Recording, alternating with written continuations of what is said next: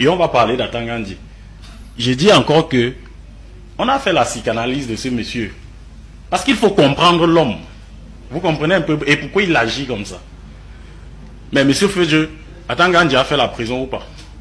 S'il vous plaît, non, je vous pose la question. Pour que vous compreniez l'homme, est-ce qu'il a fait la prison? Vous n'allez pas répondre. Oui, il a fait la prison. Il ne va pas le motif c'était quoi? Maurice, on l'accusait d'avoir volé l'argent public. Maurice, on ne parle pas de personnes, parlons des propos qui ont été tenus et de la position du MRC présentement. Vous avez peur qu'on parle d'Atangandi avec les mots qui le qualifient. L'homme qu'il est. Mais vous savez, moi, bien sûr, pourquoi? Voilà. Il a aussi fait, c'est pourquoi je demande la raison.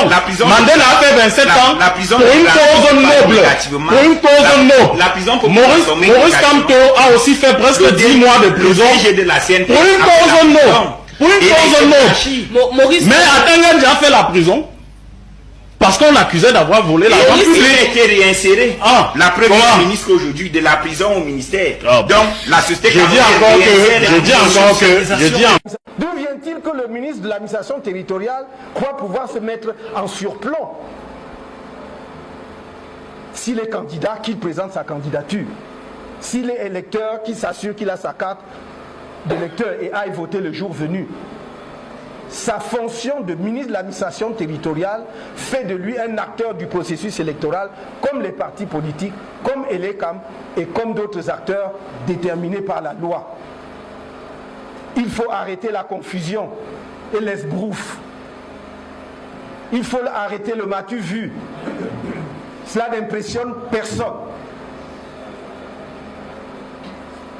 Il faut être un rêveur stupide ou d'une arrogance aveugle pour croire qu'on pourrait ouvrir la boîte de Pandore au Cameroun et que rien n'en sortirait. À force de décider le diable sur le mur, il finira par apparaître. Que ceux qui croient qu'ils peuvent craquer une allumette dans une usine à gaz et en sortir vivant se détrompent. On mourra tous dans cette usine à gaz. Nous sommes capables de perturber tous les meetings du RDPC. Il faut que l'administration le sache. Et ceux qui veulent que le pays s'embrase en porteront l'entière responsabilité. Ils ne sont pas plus camerounais que d'autres. Nous ne sommes pas un peuple couché. Nous ne sommes pas des dirigeants à plat ventre. Nous sommes des hommes et des femmes responsables, respectueux des institutions de la République, lesquelles doivent nous respecter, non seulement comme citoyens, mais comme responsables de formations et partis politiques prévus par la Constitution pour accompagner les élections dans notre pays. Nous ne demandons rien. Nous ne demandons aucune faveur. Nous demandons le respect et l'application stricte des lois de la République. Qu'ils le veuillent ou pas, que cela leur plaise ou pas, ils ne perdent rien pour attendre, car quand viendra le moment de déployer nos activités, je peux les assurer que nous les déploierons. Alors, nous les déploierons, quel que soit ce qu'ils feront. Parce que s'ils veulent justement qu'on passe par des cases, s'ils veulent que l'on passe par les cases que nous voulons à tout prix éviter, que nous essayons d'éviter depuis 10 ans, alors croyez-moi, on ira. Ça suffit. Ça suffit. Il faut respecter les Camerounais. Des réunions, mobilisation pour les inscriptions sur les listes électorales, etc., etc. Mais la campagne proprement dite, on le sait, c'est à 15 jours qui précèdent le jour du scrutin, après la convocation du corps électoral par le président de la République, l'article 86 du code électoral. Donc, sur cette question-là, c'est connu, mais maintenant, il faut dire que il y a des partis qui ne font pas ce travail régalien-là, qui devrait se faire en tout temps. C'est pourquoi je dis il y a ce que moi j'appellerais du militantisme saisonnier, c'est-à-dire des partis qui n'apparaissent que pendant la campagne électorale. Vous allez voir tous ces jours-ci, des partis satellitaires du RDPC. On me dit qu'il y a 300 partis au Cameroun. tu ne sais pas, sur l'échiquier national, il y a au trop une quinzaine qu'on voit tout le temps en train de travailler, des partis qui ont des bases militantes qu'on voit. Mais on va voir là, parce que c'est la campagne qui approche, et les gens font la surenchère politique, on sort les partis politiques dans des sacs pour essayer d'amadouer soit le régime, soit certains de l'opposition. Mais je pense que cette affaire-là, les Camerounais sont assez mûrs pour comprendre que voici ceux qui, depuis 7 ans, sur l'échiquier national, ont travaillé, se sont intéressés aux affaires de la République, sur des questions qui concernent les Camerounais. Donc les Camerounais sont plus dupes. Et c'est pourquoi on dit l'élection 2025 ne sera pas comme les autres. Vous comprenez un peu? Parce qu'aujourd'hui, on sait ceux qui ont travaillé sur le terrain. On sait le parti qui a été là, qui a démontré qui s'est sacrifié au-delà de tout. Vous comprenez un peu? Parce que les MRC que je représente sur votre plateau ici, je voudrais vous dire que c'est le seul parti au Cameroun qui a encore des prisonniers politiques. Des gens qu'on a condamnés depuis 4-5 ans aujourd'hui, qui croupissent en prison, tout simplement parce qu'ils ont demandé des comptes.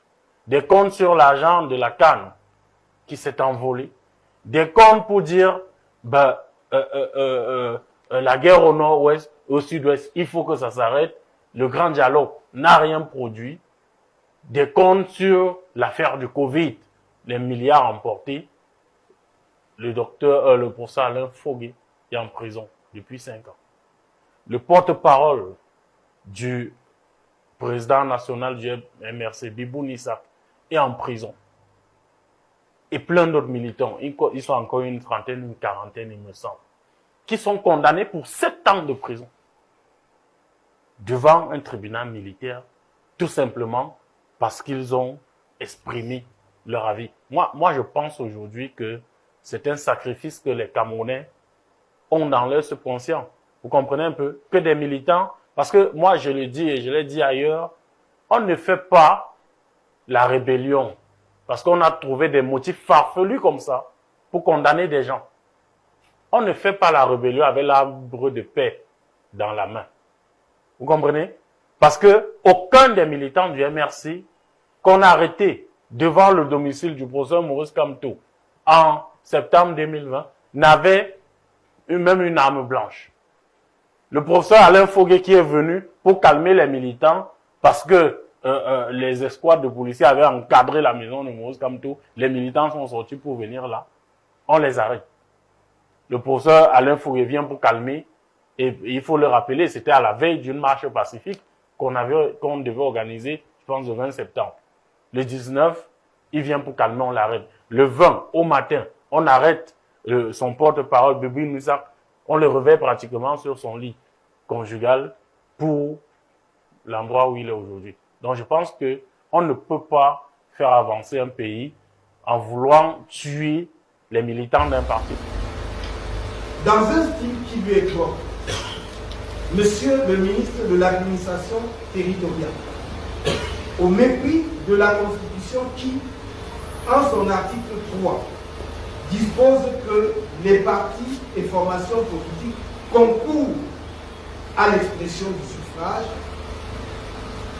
fin de citation, a, dans un communiqué du 2 mai 2025, ouvertement menacé les, je cite, hommes politiques véreux contre toute tentative de manipulation pernicieuse de l'ordre public, troublant la tranquillité des citoyens avec des relents de troubles à l'ordre public.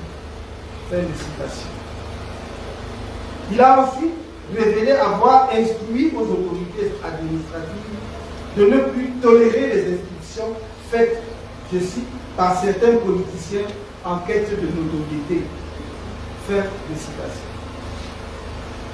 Au terme de l'article 4, alinéa 1 de la loi numéro 22/001 du 19 avril 2012 portant code électoral, je cite, Elections Cameroun est un organisme indépendant chargé de l'organisation, de la gestion et de la supervision de l'ensemble du processus électoral et référendaire.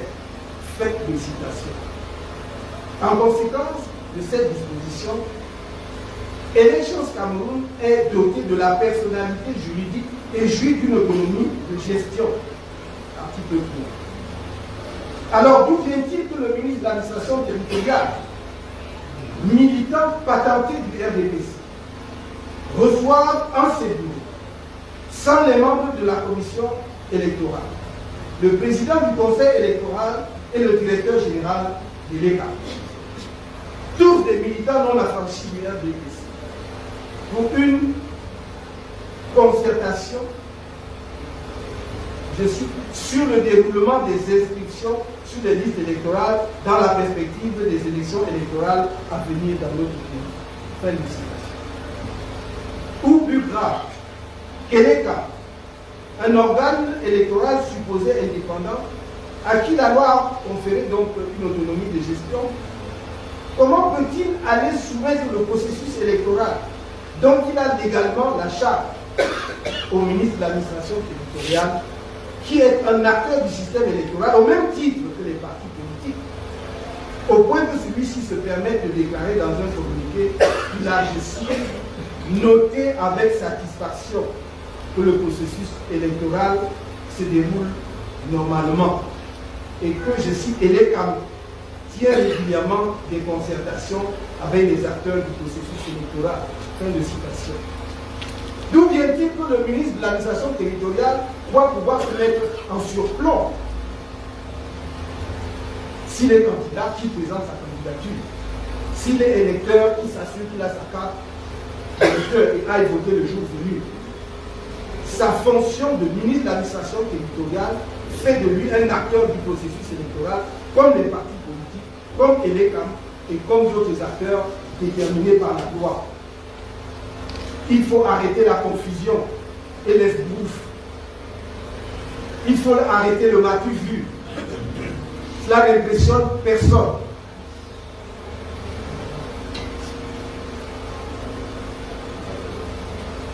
Nous sommes là, en face d'une grave violation supplémentaire des lois électorales que M. Éric Essousset, directeur général, et M.